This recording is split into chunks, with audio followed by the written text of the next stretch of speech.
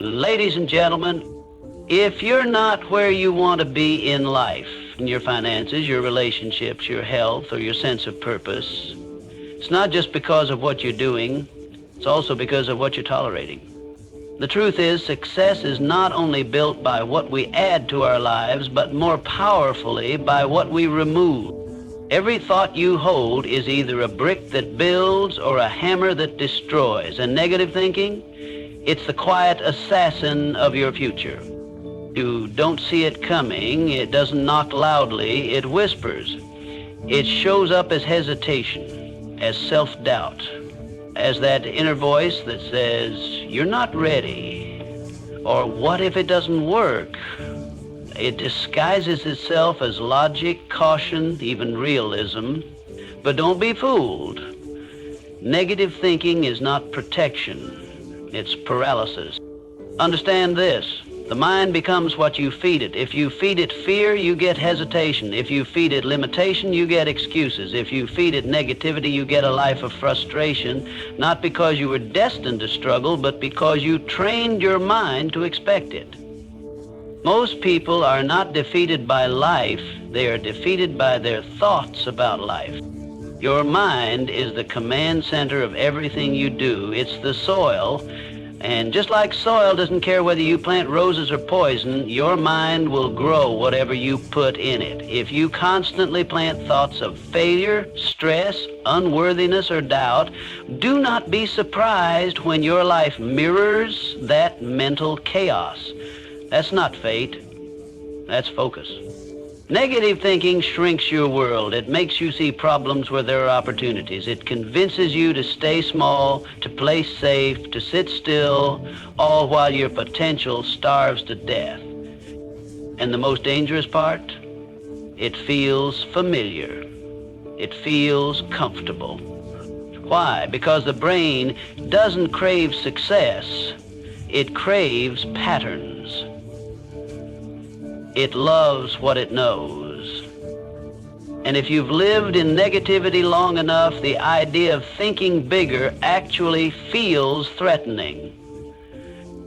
That's how deep the programming runs.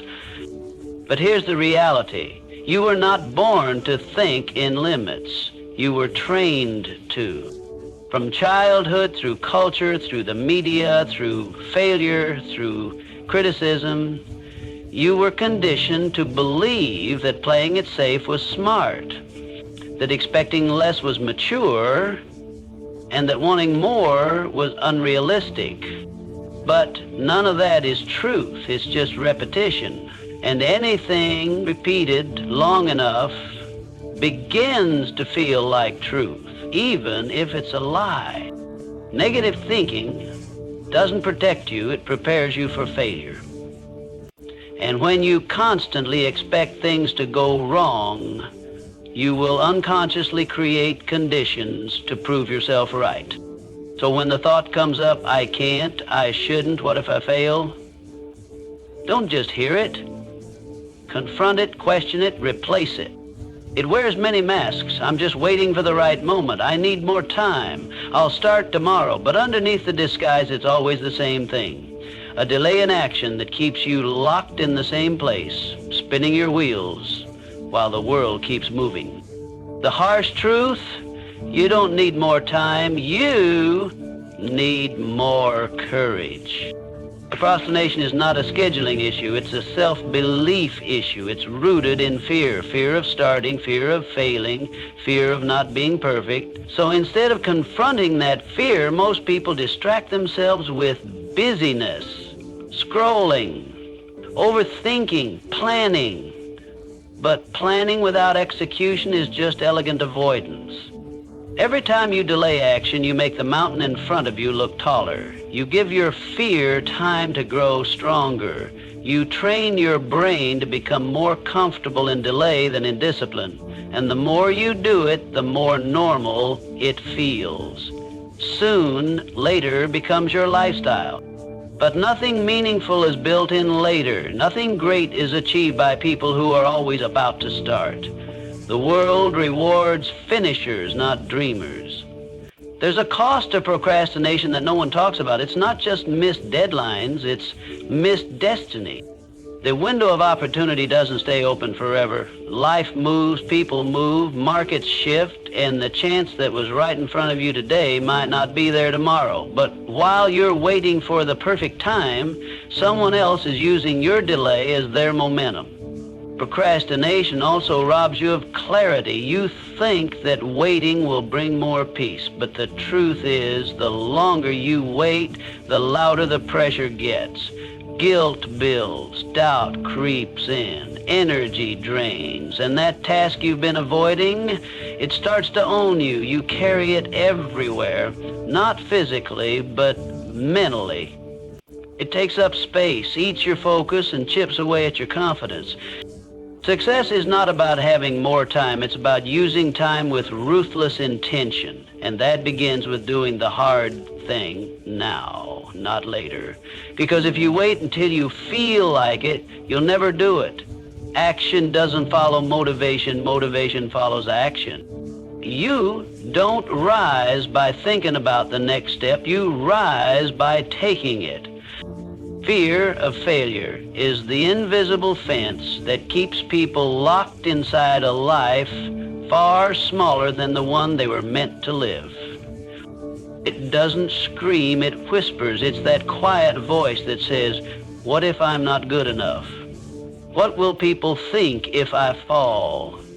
What if I try and it doesn't work?" These questions don't sound dangerous, but they are, because they don't just delay your progress, they decide it. Fear of failure doesn't just stop action, it rewrites identity. When fear wins, your dreams shrink to match your comfort zone.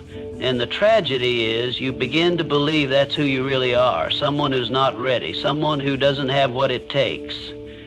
But that's not truth. That's fear dressed up in logic, parading around like wisdom. The fear of failure convinces you that not trying is safer than trying and falling short. But in reality, the cost of not trying is far greater. You may avoid failure for a while, but you also avoid growth, you avoid the lessons, you avoid the breakthroughs that only come after you've been knocked down and stood back up. Failure is not the opposite of success, it's the doorway to it. Every person who has ever achieved anything remarkable has walked straight through failure, not around it, not over it, through it. And the reason they succeeded is because they understood one powerful truth. Failure is not a signal to stop. It's a signal to refine, adjust, improve, and go again. But fear will try to convince you that failure is fatal. It will point to your past. It will remind you of every time something didn't go right. It will exaggerate the risk. It will show you the worst possible outcomes and present them as inevitable. And if you listen long enough, you'll begin to act as if failing is the end. People don't regret failing. They regret never finding out what could have happened if they had just pushed through the fear and taken the shot. Fear makes you hesitate, and hesitation kills momentum. It turns powerful ideas into forgotten intentions. It turns passion into passivity. And before you know it, your future is held hostage by a voice in your head that was never supposed to lead in the first place. The goal is not to live without fear. The goal is to move in spite of it. People-pleasing is one of the most deceptive forms of self-betrayal.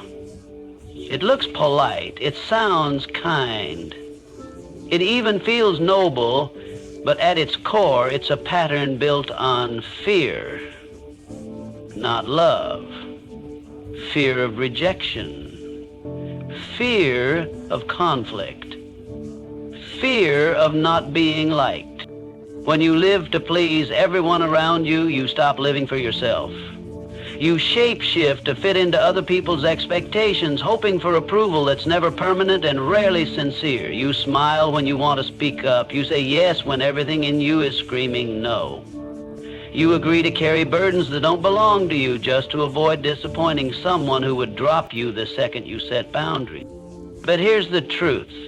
When you live for the applause, you become a prisoner to the audience. People-pleasing is exhausting because the goalposts are always moving. Please one person, another one is waiting. Earn their praise, and someone else wants more. No matter how much you give, it's never enough. You begin to sacrifice your time, your energy, your values, your voice, just to keep the peace. But it's not peace, it's silence. And there's the difference. It starts subtly. You compromise a little. You adjust your tone. You make yourself smaller so someone else can feel comfortable. But every time you do that, you reinforce a message that their comfort matters more than your truth, that their opinion defines your worth, that who you really are isn't quite good enough. People-pleasing is not generosity. It's fear dressed in politeness, and eventually it creates resentment. You begin to resent the people you're bending for. You feel drained, unappreciated, invisible, not because they took too much, but because you offered too much without boundaries. Real confidence is saying what you mean, standing where you believe, and accepting that not everyone will applaud, and that's perfectly fine. Because the goal isn't to be liked by everyone, it's to be respected by the right ones. You do not owe anyone your silence, your constant agreement, or your emotional labor. The people who truly value you will respect your no, your limits, your truth, and the ones who don't, let them be uncomfortable. The habit of people-pleasing is not harmless. It drains your energy, clouds your decisions, and delays your purpose. It teaches you to wear a mask instead of showing your face and to seek validation from others instead of giving yourself permission to be exactly who you are. Blaming others is a reflex for the weak and a habit of the unaccountable. It feels good in the moment. It releases pressure, shifts responsibility, and makes you look like the victim. But beneath the surface, it's doing something far more dangerous. It's stripping you of your power. Every time you blame, you're giving someone else control over your life. You're saying, I'm not where I want to be because of them. And just like that, you hand your future to circumstances, people, and events that are outside your control. That is the fastest way to stay stuck. Mentally, emotionally. When you blame others, you protect your ego at the cost of your evolution. You become more interested in defending your image than developing your strength. You build narratives to excuse your failure rather than learning the lessons it came to teach. You become blind to your role in the story, and in doing so, you forfeit your ability to rewrite it. Blame is the language of those who have not yet decided to take full ownership of their outcomes, and ownership is the birthplace of freedom. The moment you say, this is mine, this is my life, my mistake, my decision, my responsibility, you shift from powerless to powerful. You move from being a passive observer to an active creator. It's easy to point fingers. The world gives you endless targets. Your parents, your past, the economy, your ex, your boss, your upbringing. And while these things may have influenced your life, they don't define it. The truth is, influence is not the same as control. You may not have chosen the starting point, but you are 100% responsible for the next step. Blame is also addictive. The more you use it, the more it becomes your go-to escape. You train your mind to avoid accountability. You teach yourself that when things go wrong, there's always someone else to take the fall. And over time, you lose the very muscle you need to lead your own life, self-honesty. Greatness requires brutal self-reflection, not self-shaming, but self-ownership, the ability to say, I was wrong, I missed the mark, I could have done better, and I will. That mindset doesn't weaken you, it refines you. It builds integrity, resilience, and character. You will never fix what you refuse to face. And as long as you keep blaming, you avoid the mirror. But the mirror is where change begins. The moment you take full accountability, you regain the ability to choose, to act, to rise, not because the world got easier, but because you got stronger. Blaming others might win you sympathy, but it will never build you a legacy. It might earn you comfort, but it will cost you growth. It lets you feel momentarily right, but keeps you perpetually small. Success is allergic to blame. It thrives in the soil of responsibility. It grows where there is discipline, humility, and the relentless pursuit of self-mastery. Every leader, every creator, every champion of change, they all reach that place because they refuse to let anyone else sit in the driver's seat of their life. Even in moments where they were genuinely wrong, they chose to rise instead of rant. They chose to build instead of blame. They understood that freedom isn't given, it's claimed. And you claim it by standing tall, owning your role, and doing what needs to be done, regardless of who did what first. The truth is, no one is coming to rescue you. No one is going to hand you the life you want. And no one can stop you once you decide to take full responsibility for everything in your path, both what you created and what you allowed.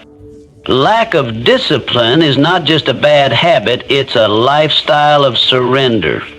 It's the slow and silent killer of potential. Not loud, not dramatic, just consistent. One skipped commitment, one broken promise to yourself, one more excuse. And over time, it adds up to a life of mediocrity masked as good enough. The cost of undisciplined living is invisible at first. But make no mistake, it collects interest over time. In your health, in your relationships, in your bank account, in your self-esteem. One day becomes 1 week becomes 1 year, and before you know it, you're living a life that looks nothing like the one you once imagined.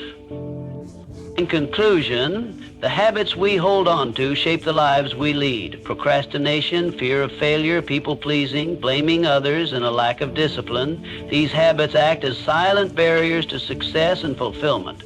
But every moment you decide to quit them is a moment you reclaim your power. Success doesn't belong to those who avoid discomfort, but to those who face their weaknesses, break their patterns, and rise with unwavering determination. By quitting these habits, you free yourself to become the person you were always meant to be, unlocking a future filled with possibility and greatness.